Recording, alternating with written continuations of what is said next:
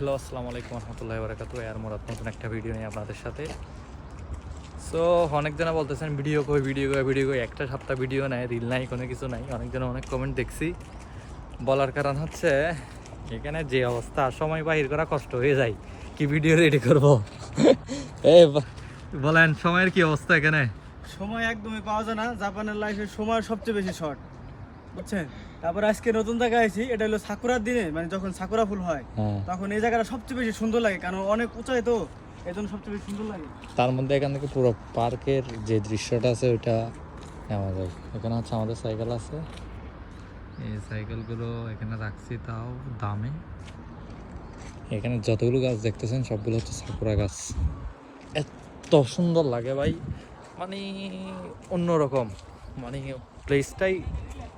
আপনি বলি এই কোথাও যদি একটা ফুলের বিচি পড়ে, আমার মনে হয় না এটা কি হয়, মানে ওয়েস্ট হয়, ওইটা ফুলই হয়ে যাবে। এটা এখানে যাই করক নাই কেন, এখানে আপনি স্টেশনের মধ্যে গিয়ে দেখবেন ছোটো ছোটো টপের মধ্যে ফুল ধরে, এত জোস লাগে, উফ কি বলবো, সেরা লাগে। এটা হচ্ছে পার্কের একটা অংশ, মিয়াবাসী পার্কের একটা অংশ। আর একটা অংশ হচ্ছে এদিক দিয়ে যাইতে হয়, এদিক দিয়ে গল্লি আছে, কোন দিক দিয়ে তো ভুলে গেছি। ও ওদিক দিয়ে গল্লি আছে, ওদিক দিয়ে নাকি কোন দিকে, হ্যাঁ ওদিক দিয়ে গল্লি আছে। আরেকটা অংশ হচ্ছে ওই সাইডে। যদি আমার ভিডিওতে অনেকে দেখছেন, তো দেখি আপনাদেরকে দেখাতে পারি নাকি এখানে কি কি সৌন্দর্য আছে। আসলে জাপান অনেক সুন্দর, যারা আসতে চান ওয়েলকাম।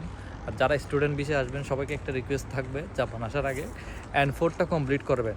শুধু কমপ্লিট না, N4 খেয়ে আসবেন। খেয়ে বলা না, বাদ দিয়ে যেরকম খেয়ে ফেলেন শান্তি পান মনে, হ্যাঁ সে এরকম N4 শেষ করে আসবেন। N4 শেষ করা ছাড়া জাপানে আসেন না। কেন হচ্ছে এখানে আসবেন আপনি, বুঝতেছেন তো, আপনি কথা বলতে হবে সবার সাথে। কথা বলতে না পারলে আপনি এখানে কিছু করতে পারবেন না। সো এখানে আপনার পড়তেই হবে, পড়তে বা ভাষা বলতে হবে। সবচেয়ে একটা সুন্দর জিনিস দেখায়, এই পাহাড়টা দেখছেন, মেঘের অর্ধেক উপরে অর্ধেক নিচে। এটা হচ্ছে মিয়াবাসী গোমার যে প্রিফেকচার আছে ওইটা। ওই পাহাড়গুলো এত জোস লাগে বৃষ্টি গিয়া কুয়াশার সময়, তা কল্পনার বাইরে।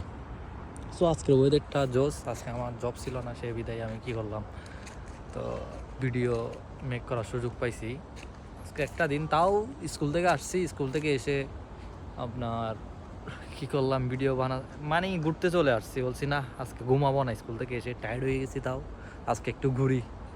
তো নিজেকেও একটু সময় দিতে হয়, যদি নিজেকে সময় না দিই কেমন হবে। সো সবাই আমার জন্য দোয়া করবেন। বাই, নেক্সট ভিডিওতে দেখি আপনাদেরকে কি দেখাতে পারি। এ হচ্ছে কথা, সবাই আমার জন্য একটু দোয়া করবেন।